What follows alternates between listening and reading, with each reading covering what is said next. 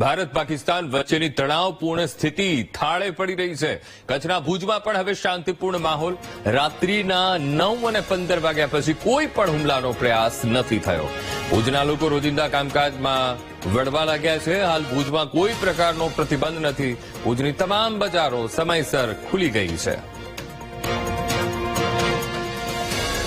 ભારત પાકિસ્તાનની યુદ્ધની પરિસ્થિતિ વચ્ચે ગઈકાલે સાંજે 5 કલાકે યુદ્ધ વિરામ થયો હતો.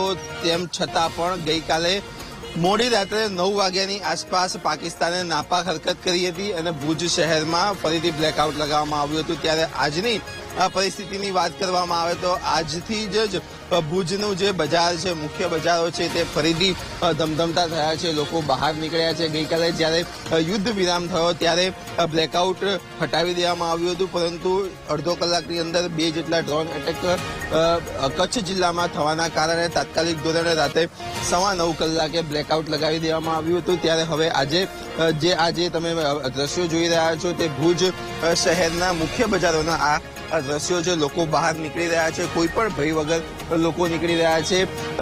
હાલની પરિસ્થિતિની વાત કરવામાં આવે તો જિલ્લા કલેક્ટર સાથે જે રીતે ટેલિફોનિક વાતચીત થઈ છે તેમાં જિલ્લા કલેક્ટરે પણ સ્પષ્ટ કહ્યું છે કે હવે કોઈ પણ પ્રકારની પેનિક છે નહીં. તમામ જે જનજીવન છે તે એઝ રૂટીન લાઈફ અત્યારે થઈ રહ્યું છે. તમામ જનજીવન અત્યારે થાળે પડી રહ્યું છે અને કોઈ પણ પ્રકારની આજે બંધ કરવામાં આવશે નહીં અને કોઈ પણ પ્રકારનું એલર્ટ પણ ન હોવાની વાત જિલ્લા કલેક્ટર દ્વારા કરવામાં આવી છે.